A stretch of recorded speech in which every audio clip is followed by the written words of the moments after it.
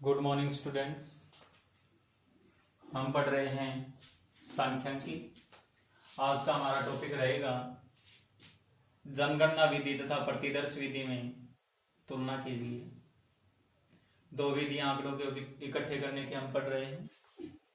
जनगणना विधि जिसमें एक एक आइटम को गिना जाता है, प्रतिदर्श विधि जिसमें सिर्फ कुछ एक आइटम है वो सिलेक्ट किए जाते हैं और उसी के आधार पर हम निष्कर्ष निकाल देते हैं। दोनों विधियों के अपने अपने गुण हैं, अपनी अपनी विशेषताएं हैं, अपनी अपनी सीमाएं हैं। ये सारी बातें हम डिस्कस कर चुके हैं। सारी बातें डिस्कस करने के बाद आज इन दोनों के मध्य हम तुलना कर रहे हैं। हम ये जानना चाहते हैं कि हमें जो आंकड़े इकट्ठा करने का काम दिया गया है उसके लिए कौन सी विधि उपयुक्त है। दोनों विधियों की तुलना करेंगे, निष्कर्ष पर पहुंचेंगे और पता चल जाएगा कि कौन सी विधि उपयुक्त है। लिखेंगे तुलना का आधार निम्नलिखित है। हेडिंग बना देंगे 76। जनगणना विधि में लिखेंगे जनसंख्या की सभी मदों का अध्ययन किया जाता है। कवरेज क्षेत्र का मतलब कितने का आइटम उसमें हम शामिल करते हैं। तो लिख देंगे जनगणना विधि में जनसंख्या की सभी मदों के बारे में अध्ययन किया जाता है, जबकि सैंपल प्रतिदर्श विधि में कुछ मदों के बारे में अध्ययन किया जाता है। कुछ मदें चुनी जाती हैं, उसी के आधार पर हम निष्कर्ष निकाल देते हैं। उपयुक्तता बताएंगे कौन सी विधि कहाँ उपयुक्त है। तो लिखेंगे अनुसंधान का क्षेत्र सीमित है, छोटा है। अनुसंधान का क्षेत्र सीमित है तो जनगणना विधि उपयुक्त है। अनुसंधान का क्षेत्र विस्तृत है, बड़ा है, तो प्रतिदर्श विधि उपयुक्त है। समझ आया। नेक्स्ट पॉइंट, शुद्धता। अब बताइए, आप बिल्कुल क्लियर कर चुके होंगे किस विधि में ज्यादा शुद्धता मिलेगी। एक एक आइटम को गिनेंगे, उसके बारे में गहन अध्ययन करेंगे, वहां एक्यूरेसी ज्यादा मिलेगी। तो लिखेंगे जनगणना विधि में शुद्धता की मात्रा अधिक होती है, जबकि प्रतिदर्श विधि में शुद्धता की कमी पाई जाती है, क्योंकि इसमें अनुमान लगाया जाता है। कुछ एक आइटम सिलेक्ट करते हैं और उसी के आधार पर हम निष्कर्ष निकाल देते हैं।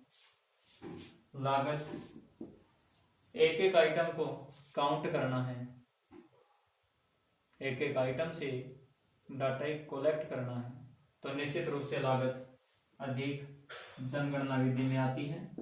जनगणना विधि में लागत अधिक आती है, प्रतिदर्श विधि में लागत कम आती है।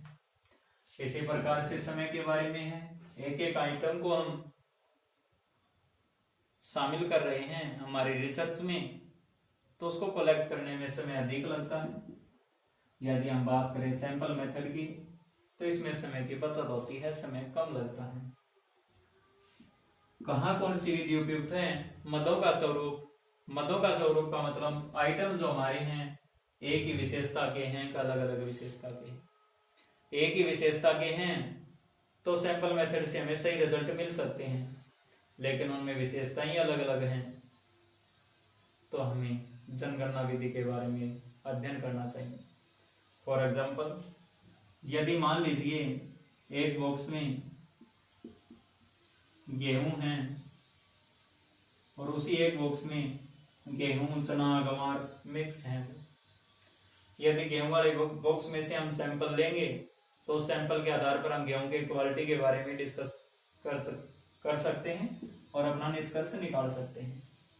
जबकि यही अध्ययन हम गेहूं के इस बॉक्स में से करना चाहें जिसमें गेहूं भी है, चना भी है, गंवार भी है,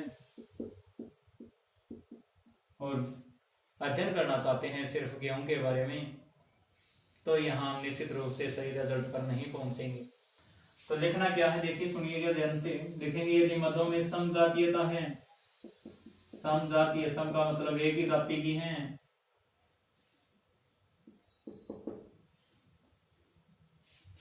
तो जनगणना विधि सही रहेगी। और यदि इनमें विजातीय हैं, विजातीय का मतलब अलग अलग जाति की विभिन्न मदें हैं, मदों का स्वरूप अलग अलग प्रकार का है, विभिन्न प्रकार का है,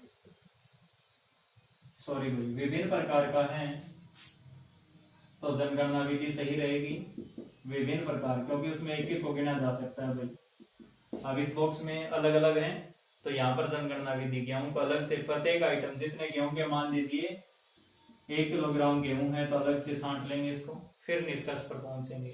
2 किलोग्राम चना है तो 2 किलोग्राम चना अलग किया जाएगा, गुआर अलग किया जाएगा। एक एक आइटम के बारे में रिसर्च करेंगे, एक एक आइटम के बारे में रिसर्च करेंगे, वो सेंसस मेथड है, जनगणना विधि है। तो लिख देंगे विभिन्न प्रकार की मदें हैं तो जनगणना विधि उपयुक्त है, और मदों में समजातीय हैं, एक ही जाति की है, समानता है, तो लिख देंगे प्रतिदर्श विधि सही है। यहाँ से सैंपल चुनना सही है, यहाँ से एक एक के बारे में रिसर्च करना सही रहेगा। सत्यता की जांच, सही और गलत की जांच करना। प्यारे विद्यार्थियों, यदि हमने एक एक आइटम के बारे में अध्ययन किया है और फिर ये कह दे कोई आकर के कि आपने जो आंकड़े इकट्ठे किए हैं वो गलत है, दोबारा इकट्ठा करना बहुत ही मुश्किल कार्य है, क्योंकि एक एक आइटम के बारे में रिसर्च कर रहे हैं, सत्यता की जांच नहीं की जा सकती। जनगणना विधि में सत्यता की जांच नहीं की जा सकती, और की जाए तो बहुत कठिन है दोबारा से डाटा कलेक्ट करना। सैंपल में सत्यता की जांच की जा सकती है, 5 आइटम उठाए, 5 दोबारा उठा लो, दोबारा दोनों के रिजल्ट एक जैसे आ जाते हैं तो सत्य हैं, रिजल्ट अलग आ जाते हैं तो निश्चित रूप से हमने कहीं गड़बड़ी की हो। निष्कर्ष लिख देंगे प्यारे विद्यार्थियों कि दोनों विधियों के बारे में गहन अध्ययन करने के बाद हम इस निष्कर्ष पर पहुंचते हैं, इस नतीजे पर पहुंचते हैं कि दोनों विधियों के अपने गुण और अपनी सीमाएं हैं, लेकिन दोनों विधियों में से प्रतिदर्श विधि अधिक उपयुक्त है। कौन सी विधि? प्रतिदर्श विधि अधिक उपयुक्त है। क्यों अधिक उपयुक्त है? क्योंकि कम समय में सही रिजल्ट, लगभग बराबर रिजल्ट पहुंचा देते हैं। फिर लिखेंगे प्रतिदर्श में, प्रतिदर्श विधि सही तो है, और यह सही कब है? यह सही तब है कि हमने यदि प्रतिदर्श का सही चुनाव किया है, यदि हमने प्रतिदर्श का सही चुनाव कर लिया, प्रतिदर्श का मतलब सैंपल है, सैंपल का सही चुनाव कर लिया तो प्रतिदर्श विधि आंकड़े कलेक्ट करने की एक अच्छी विधि है। प्यारे विद्यार्थियों, आज के लिए इतना ही, हमारा ये लेसन कंप्लीट होता है। कल के लिए हम नेक्स्ट लेसन देखेंगे। किसी को किसी प्रकार का डाउट रहता है तो आप अपनी फीडबैक जरूर दें। धन्यवाद।